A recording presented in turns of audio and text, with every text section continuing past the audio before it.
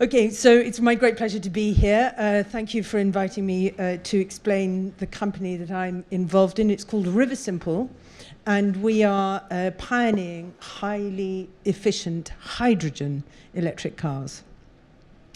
So this is our engineering prototype. And right now it's in the UK, but with the RTA's blessing, it will be here next week.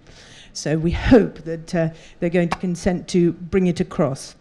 And it is parked here on the commons in Wales. And the actual temperature is -6. But it was a lovely spring morning.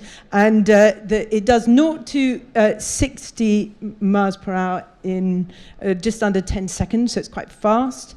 But it also has the equivalent of 250 miles per gallon, which is 1.2 litres per 100 kilometres. And that's sort of 3 times as good as anything out there, energy equivalent. And it's hydrogen, so the emissions are pure water. This is to show that it really drives. So this is that same morning in the same park, and this is a tiny town in Wales called, what is it called?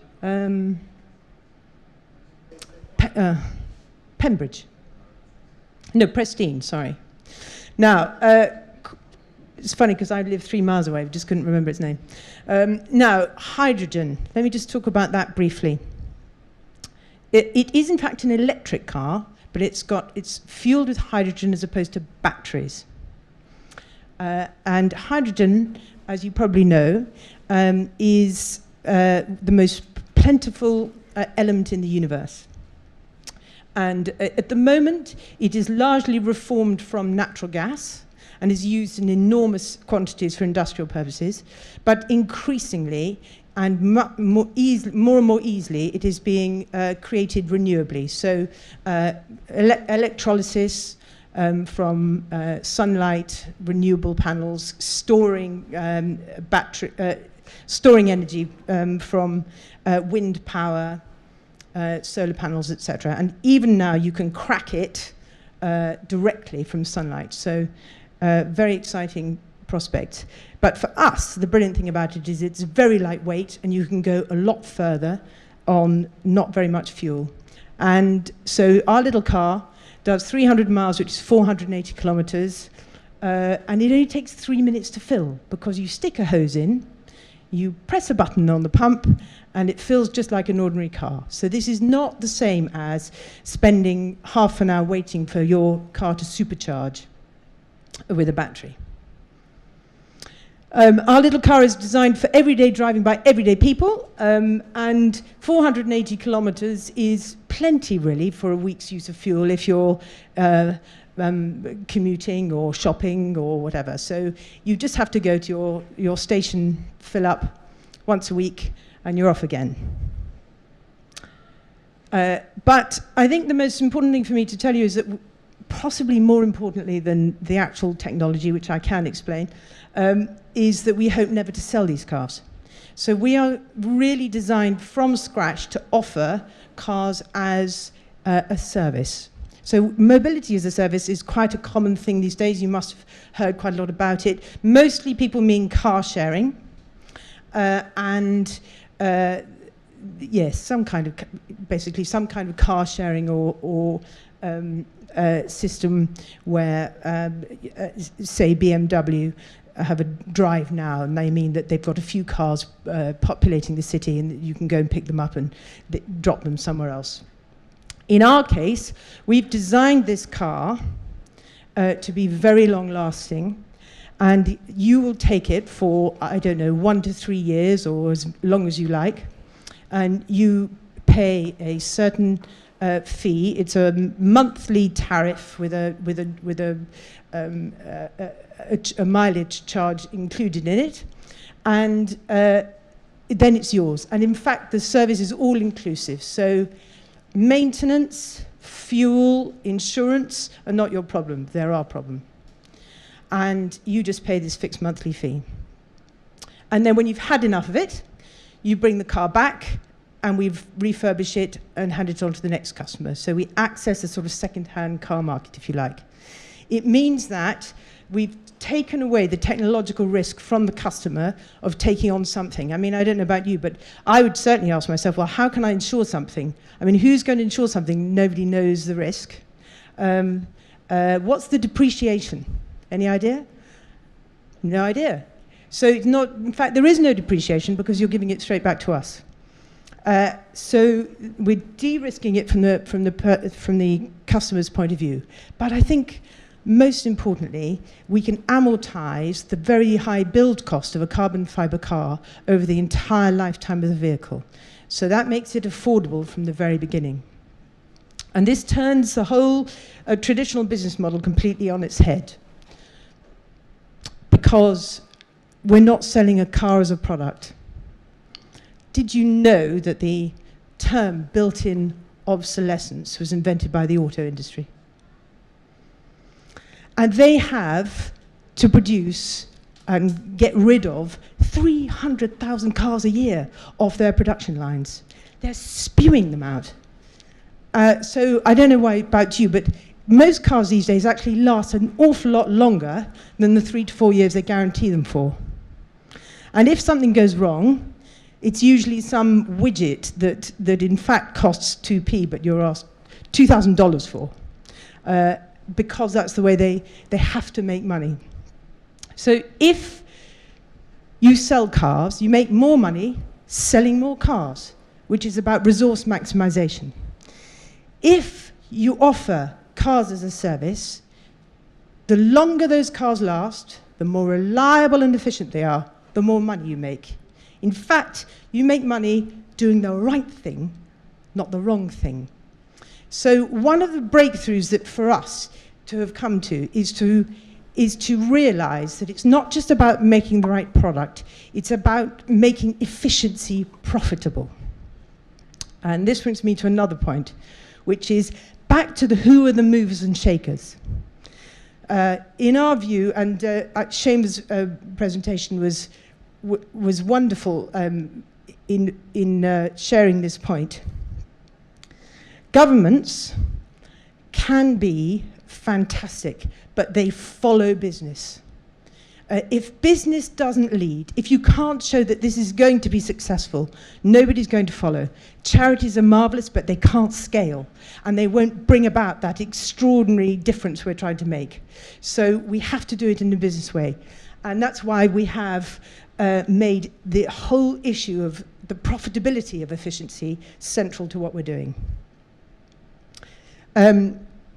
We're about to build, I showed you the blue one, which is the prototype. We called it the alpha car. Now these are the beta cars, and this is a CAD image actually, it's a bit cheating here, but we are building 20 of them, 20 beta cars that are going to be with the public in November, well, October, November this year in Wales. And we're doing a 12-month test, and we're calling it a beta test because we're going to get the public to help decide exactly what they want in this car. It's very, very rare. In fact, I don't know of any other car company that's ever done this. They get it to a much, much, much greater sense of finality before they let customers loosen them. But we're going to start from scratch to do that. And this is what I mean, we've had over 2,000 people from around the world saying, can I be part of your beta test? Unfortunately, it's in a small town in Wales, so we've had to say no to most of them. But this raises a very, very important technical problem. There's a challenge that is why we are here in the RTA, working with the RTA, and that is that hydrogen cars, the actual fuel cell, doesn't deal with heat very well. And we have to crack a cooling system, both for the fuel cell itself and for customers to be comfortable, that it is equally as efficient as the car. So up till now, I don't know, I may be saying this, I'm not an engineer, but my understanding is that the air conditioning in cars is more energy intensive than actually driving. So we've got to crack a really cool and efficient way of doing that. And with the RTA's blessing, we would like to work with them to torture test some radical cooling systems here in Dubai. So we're talking to them about building a specific car with new cooling technology, both for the fuel cell and for the passenger cooling systems here, to make it possible to take this technology around the world. We were asked, what is mad about this? You know, where is it making a difference? And we all know about climate change. The thing that's helped put us on the map, though, is this sudden urgent issue about air quality. So I think you mentioned it earlier, Tim. It's massive and it's suddenly urgent. So governments are really getting upset about this. And in Oxford in the UK, they're banning diesels by 2020. In fact, they're racing to be the first. And it's not just here. I mean, I did a little Google yesterday, and this is a social progress index which says that poor air quality is also an invisible killer here.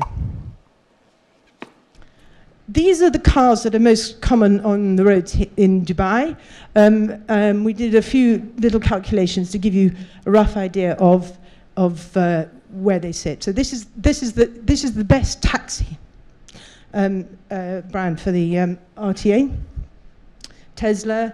These three are not combustion engines. So these are all, this, if you don't know, is a Toyota's hydrogen fuel cell car.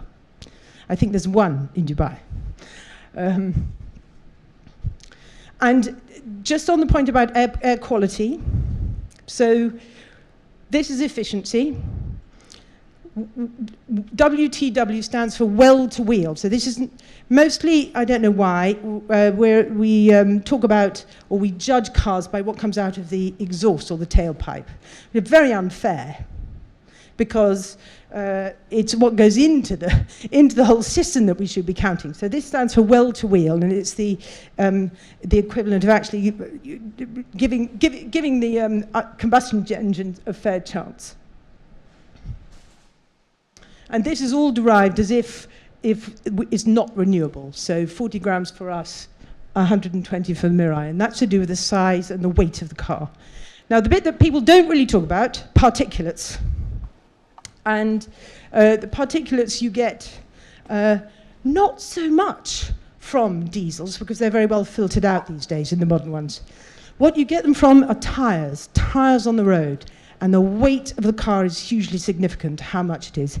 Now, the Mirai weighs over 2 tons, which is why it's so high.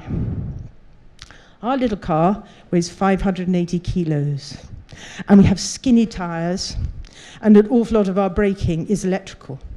So our particulates is a marvelous case of mass decompounding and diminishing. So I think we are the cleanest and most efficient car yet designed for road-going use. In a general sense, the businesses of the 20th century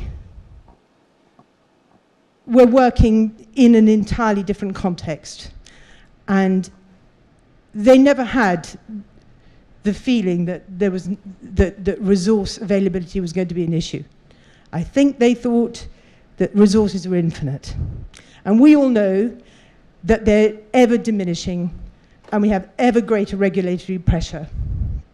And possibly the only benefit of being a startup and having a clean sheet of paper is that you can design from scratch to flow down the center of the funnel rather than have to bump along the walls. I love this, because this is just taken, this is the last slide, and it's just rather nice because this is taken going round, I think it's Piccadilly Circus or somewhere like that, and the bus saying "Think Bigger" with a great big picture about car dealerships, and then there's this little tiny car on the front. Anyway, so that's Riversimple. Thanks for listening.